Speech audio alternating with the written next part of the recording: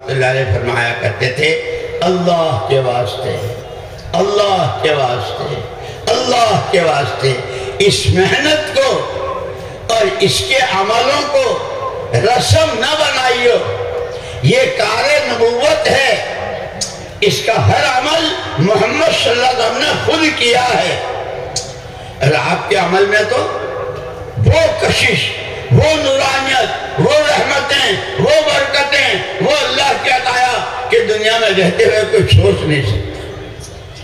اس لیے میرے دوستوں میں نے عرض کیا کہ ہر آدمی کی دو زندگیاں ہیں، ایک مرنے سے پہلے کی اور ایک مرنے کے بعد کی۔ اصل زندگی مرنے کے بعد کی ہے،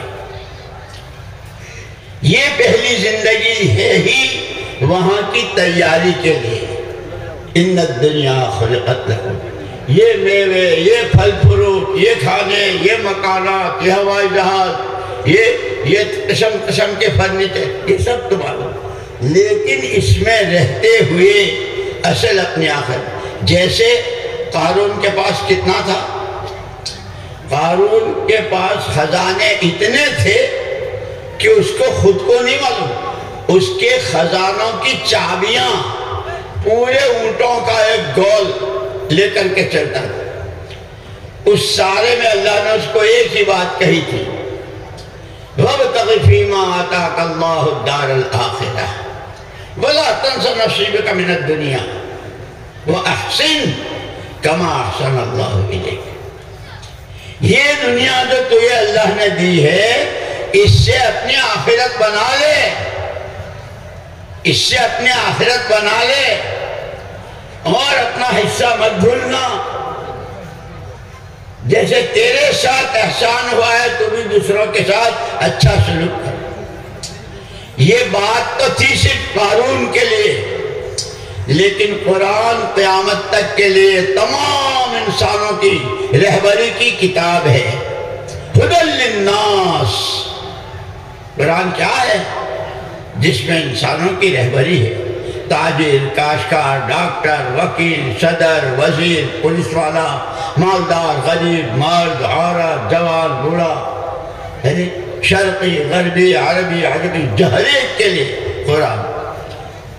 وہ بات تھی صرف قارون کے لیے، لیکن قیامت تک آنے والے انسانوں کی رہبری کر دی۔ وَابْتَغِ فِي مَا، او دنیا والو، جو کچھ تمہارے پاس ہے، تم لکھپتی کروڑ پتی ہو، تم مزدوری کرتے ہو، تم کارخانے دار ہو، تم 200 بیگھہ زمین کے مالک ہو، تمہارے پاس کھانے کو روٹی بھی نہیں ہے، جس حال میں ہو، تمہاری دکان چھوٹی ہے، اس کی دکان، جو جہاں جس حال میں ہے، وہ اپنی دنیا سے آخرت بنائے۔ مجھے یاد آیا جب ہم مدرسے میں پڑھتے تھے تو ہمارے حضرت، ہمارے استاد حضرت مولانا ابو الحسن علی ندوی رحمت اللہ علیہ برما تشریف لے گئے تھے، برما، اور وہاں جو تقریر فرمائی تھی، جو بیان کیا تھا، وہ کیسٹ میں آ گئی تھی، ہم لوگوں کو سنائی تھی۔ برما وہ جگہ تھی، ہم نے خود دیکھا، وہاں کے فرنیچر، وہاں کے لوگ ایسے رئیس تھے کہ ان کے ناشتے میں روزانہ بالائی اور شہد اور یہ ساری چیزیں ہونی چاہیے۔ صرف روزانہ کی بالائی کے قرضے میں پوری بلڈنگ اس نے دے دی تھی، اتنا قرضہ ہو گیا تھا، ایسے ایسے رئیس۔ تو مولانا علی میاں صاحب رحمت اللہ علیہ وہاں رہے، اور سب وہاں کی اچھل کود اور لوگوں کی مکانات اور گاڑیاں اور یہ اور وہ سارا دیکھا۔ گاڑی صاف کرنے والا الگ، جوتے پہنانے والا الگ۔ جب وہاں حالات بدلے تو شیخ جو روزانہ گاڑی میں بیٹھ کے جاتا تھا، اسی کے نوکر اس کے سامنے آئے، صاحب چابیاں دے دیجئے، اب یہ دکان آپ کی نہیں ہے، ہاں آپ آپ کو نوکری کرنی ہو تو اس دکان میں ہم آپ کو 150 روپیہ تنخواہ دیں گے. جو ان کو صرف کھانے پینے اور مزے کرنے کے لیے 150 دیتا تھا وہ اس سے یوں کہہ رہے میں اتنے موٹے آنسو روتے ہوئے گھروں کو واپس آئے ہیں, بڑے بڑے سیٹھ ہیں. حضرت مولانا علی میاں صاحب رحمت اللہ علیہ جتنے دن رہے اس کے بعد فرمایا ان لوگوں سے, بھائی ہم نے تمہاری عوج موج دیکھی, کیا تمہارے کپڑے اور کیا تمہاری گاڑیاں, کیا تمہارے فرنیچر اور کیا تمہاری دولت ہے, لیکن اب اس ساروں میں جس طرح وہ حضور نے فرمایا نا کہ بہت نادان ہے جو اپنی منمانی کے پیچھے جان مال لگاتا ہے اور آخرت کو بھولتا ہے, کہ اس وقت جو ماحول دیکھا وہ یہ دیکھا کہ جیسے سردیوں کے زمانے میں, بارش کے زمانے میں گھروں کی عورتیں کپڑے سکھانے کے لیے, کپڑوں کو دھوپ دینے کے لیے شہر میں چھت پر پھیلاتی ہے نا, گرم کمبل ہے, شال ہے, گرم کپڑے ہیں, اور بارش سے کہ یہ سارے کپڑے بچھا دیے سارے کہ ایک کمبل چپ جائے, اس کے اندر جوئے ہیں, اس کے اندر اور کوئی دیمک وغیرہ ہو تو مر جائے. لیکن نظر اٹھائی تو دیکھا وہ بادل اٹھ رہا ہے, بادل اٹھ رہے تھے, یہ کہتے ارے بادل اٹھ رہے, وہ بارش آ رہی, وہ بارش آ رہی, جلدی سے اٹھاؤ, جلدی سے اٹھاؤ. پھر وہ سارے کپڑوں کو سمیٹ لیتے. مولانا علی میاں صاحب رحمت اللہ علیہ نے فرمایا کہ تمہاری اس وقت کی موجودہ زندگی 24 گھنٹے جس طرح تم گزارتے ہو, کھانے پینے اور فرمشیاں, نمازوں کی, روزے کی, اس کی کوئی پابندی نہیں, اللہ رسول کا کوئی ذکر نہیں, ہائے دنیا ہائے دنیا. ایسا معلوم ہو رہا ہے کہ اس وقت کی تمہاری یہ ساری دوڑ بھاگ اور تمہاری یہ اچھل کود اٹھتے ہوئے بادل ہیں, کس وقت وہ بادل برسے گا اور کیا حال بدلے گا. حضرت مولانا رحمت اللہ علیہ, اللہ ان کے درجات کو بلند فرمائے, برما سے واپس آئے, ابھی چند دن نہیں گزرے تھے کہ سارا حال ایسا پلٹا کہ بڑی بڑی دکانیں, بڑے بڑے کارخانے, بڑی بڑی دولتیں اور بڑی بڑی جائیدادیں لوگوں نے قبضہ کر لی, اور ان کو روتا ایسا چھوڑا. خود ہم کو یاد ہے ہمارے یہاں رادے جہاں مدرسہ اشرفیہ اور جامعہ حسینیہ اور وہاں پڑھتے تھے, وہ وہاں واپس آئے. یہ وہی ہیں جب پہلے آتے تھے تو ان کے استقبال کے لیے بمبئی تک ہزاروں روپیوں کا ہار لے کر جاتے تھے. اب جب وہاں سے لٹے لٹایا آئے تو گاؤں میں آنے کے بعد بھی اپنے آپ کو بچاتے ہیں کہ کہیں میرے سر نہ پڑ جائے. اللہ تو اللہ ہے, وہ روز رات کے اندھیرے کو دن کے اجالے سے بدلتا ہے اور دن کے اجالے کو رات سے بدلتا ہے. کب کس کے حالات کیسے, اس لیے یہ کہا حالات کا تعلق صرف اور صرف اللہ کی ذات سے. حالات بنانے بگاڑنے, بنے ہوئے کو بگاڑنا, بگڑے ہوئے کو بنانا, زندگی کو موت سے, موت کو زندگی سے بدلنا.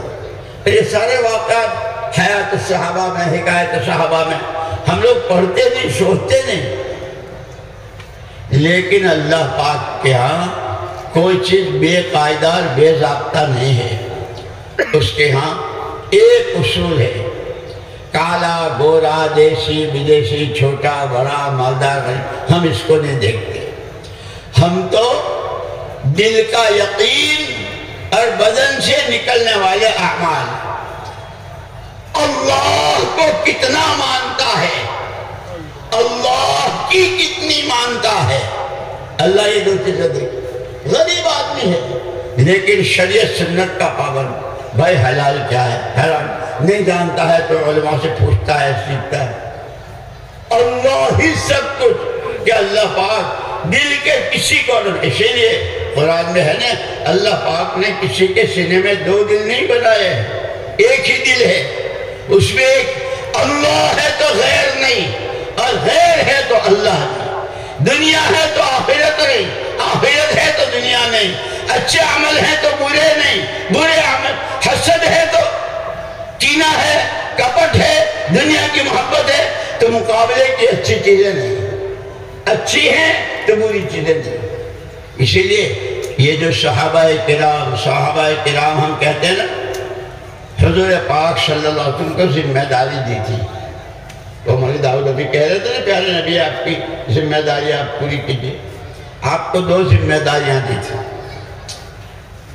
سب سے پہلے آپ اللہ کے ہر بندے کو اللہ کی طرف کی دعوت دیں. اللہ ہی سب کچھ, اس کے علاوہ کوئی نہیں. اور دوسرے آپ کی حیات بابرکت میں, زندگی بہت مختصر 63 سال کی, 40 سال کی عمر میں تو پیغمبری, اور 23 سال میں 13 سال تک مکے والوں نے کام ہی نہیں کرنے دیا. اور جب مکے سے ہجرت کر کے آئے تو مدینے میں بھی چین سے نہیں رہنے دیا. خود گھر کے لوگوں نے کھانے میں زہر ملایا, سحر اور جادو کرایا, اور کیا جو اس سب کے باوجود کہا کہ آپ کو آپ کی دوسری ذمہ داری اپنی موجودگی میں ایک مجموعہ مردوں, عورتوں, جوانوں, بوڑھوں, عوام, خواص, چھوٹے بڑے, سب کا ایک مجموعہ ایسا بنائیے جو آپ کی بالکل فوٹو کاپی ہو.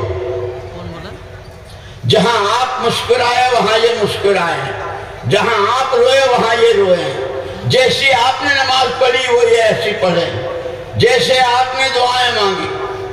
حضور پاک صلی اللہ علیہ وسلم نے دونوں ذمہ داریوں کو ایسا پورا کیا کہ عرفات کے میدان میں پوچھا. 2.25 لاکھ صحابہ تھے حج میں آپ کے ساتھ. بھائی میں نے تبلیغ کا حق ادا کر دیا, اللہ کی امانت تم تک پہنچا دی. سب نے ایک زبان, بلغت الرسالہ, ادیت الامانہ, نصحت الامہ, وکشف اللہ بک الغمہ. جب سب نے یہ کہا تو حضور نے آسمان, اللہم شہد, اللہم شہد, اے اللہ تو گواہ ہو جا, یہ سب گواہی دے رہے ہیں جو ذمہ داری تو نے مجھ کو دی تھی وہ میں پوری کر چکا. حضور پاک صلی اللہ علیہ وسلم نے فرمایا ہماری نبیوں کی جماعت پیچھے والوں کو پیسے دھیلے کا وارث بنا کر نہیں جاتی. جو ہم اللہ کے یہاں سے لے کر آتے ہیں وہی امت کو دے کر جاتے ہیں. اس امت کا بچہ حضور کے کام کا ذمہ دار ہے, حضور والی دعوت کا, حضور والی دعاؤں کا, حضور والے آنسوؤں کا, حضور کی آہوں کا, حضور کی قرآن اور آپ کی ساری چیزوں کا وارث. یہ ہماری ذمہ داری ہے. اسی لیے کہا کہ نیتیں کرو اونچی سے اونچی. مولانا الیاس صاحب رحمۃ اللہ علیہ فرماتے تھے یہ جو ہماری سادہ سا محنت ہے, مہینے کے 3 دن, ہفتے کے 2 گھنٹے روزانہ کی تعلیم, 2.5 گھنٹے مسجد کے, اور پھر سال میں چلہ 4 مہینہ اور حج, یہ سارا اس لیے ہے کہ اس کے ذریعے احیاء جمیع ما جاء به محمد صلی اللہ علیہ وسلم.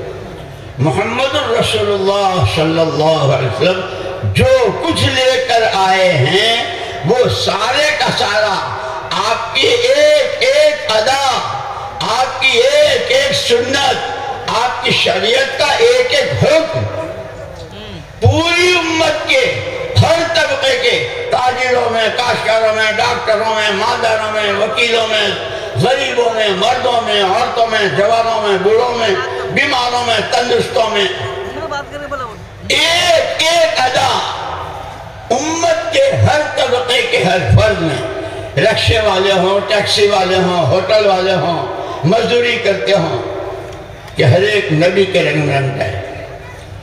اسی کے لیے حضور پاک صلی اللہ علیہ وسلم گھر کے چولہے بجھے ہیں، صاحبزادی کی چھاتی میں دودھ نہیں ہے، نواسے بلبلا رہے ہیں، بخاری شریف میں ہے حضور پاک صلی اللہ علیہ وسلم نے اپنی زبان مبارک ان بچوں کے حسن و حسین کے چسوائی اور ان کو سلایا، امت بنائی، اور یہ صحابہ کا مجموعہ تیار ہوا۔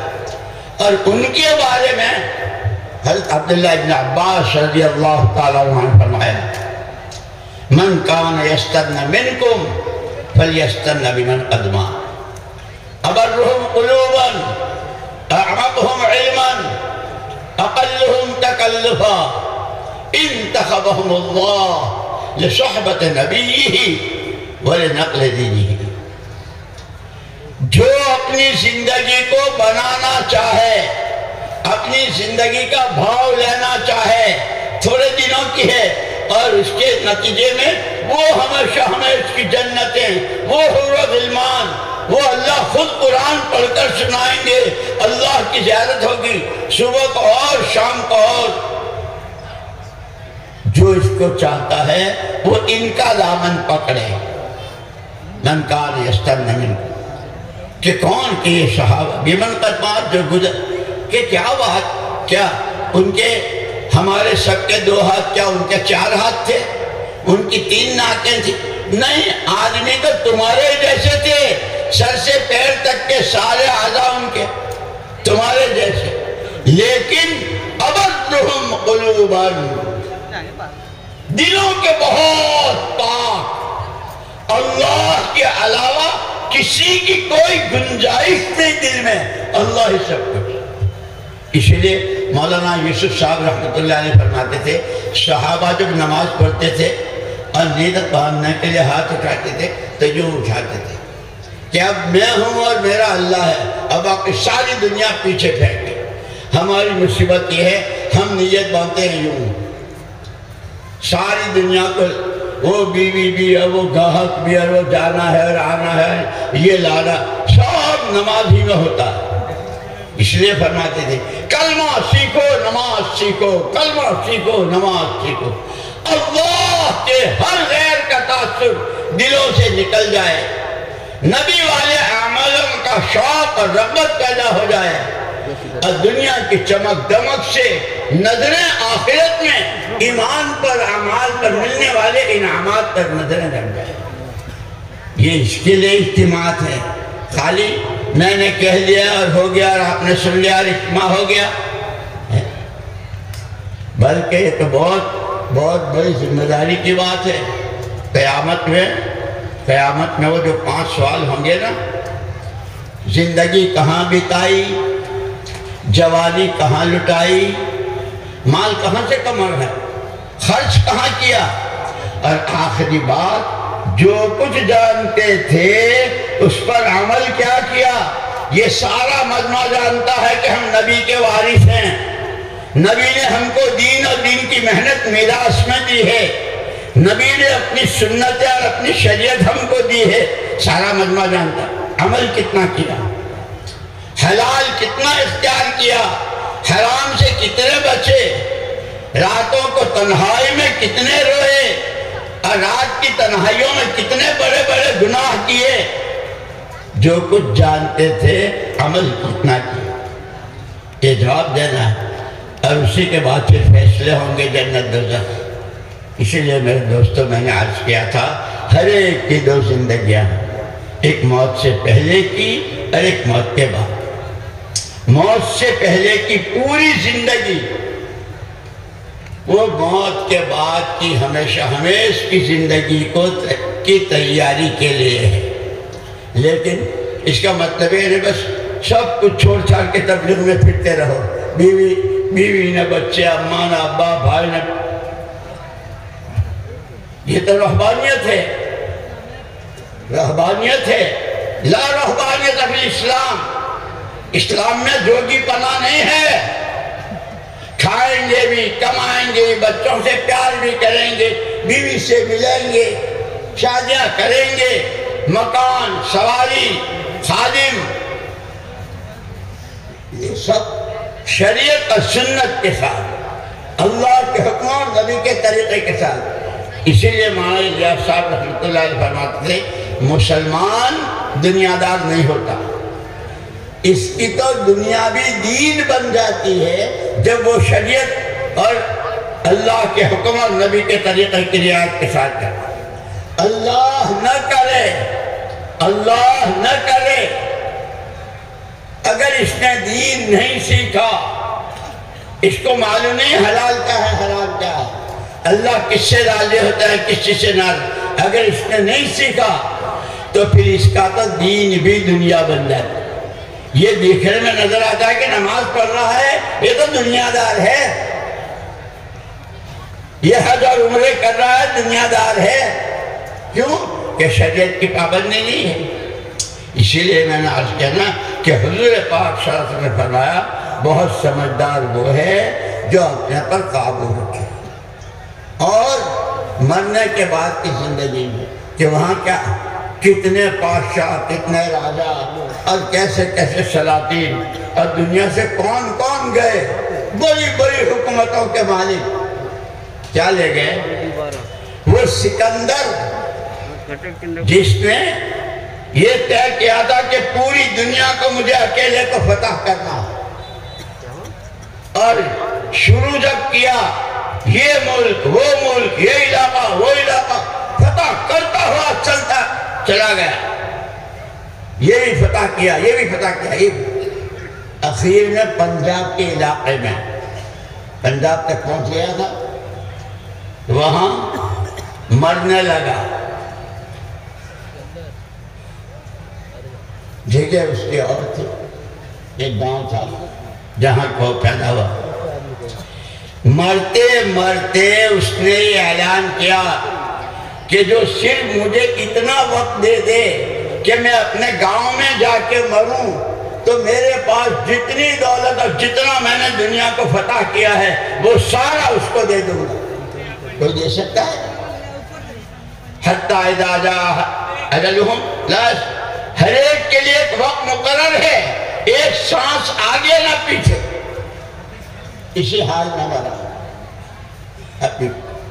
ایسے بہادر شاہ ظفر نے کیا کہا تھا کہ 2 گز کفن بھی اور 2 گز زمین بھی اپنے دیار میں نہ ملی۔ اس لیے دوستو عقل مندی کی بات صرف زندگی گزارنی نہیں ہے، زندگی بنانی ہے، اور اس کی بنیادیں یہ 5 بتائی ہیں۔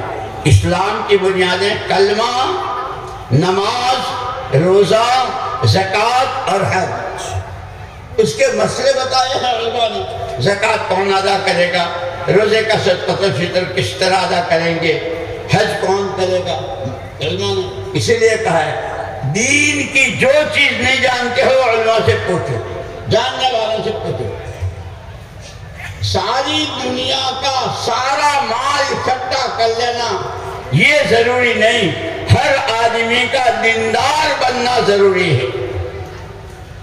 گھر کا چولہا نہ جلے، 3 دن کے فاقے گزرے، لیکن دیندار، ان کی دنیا بھی دین، ان کا دین بھی دین، ان کی دنیا بھی بنے گی آخری میں۔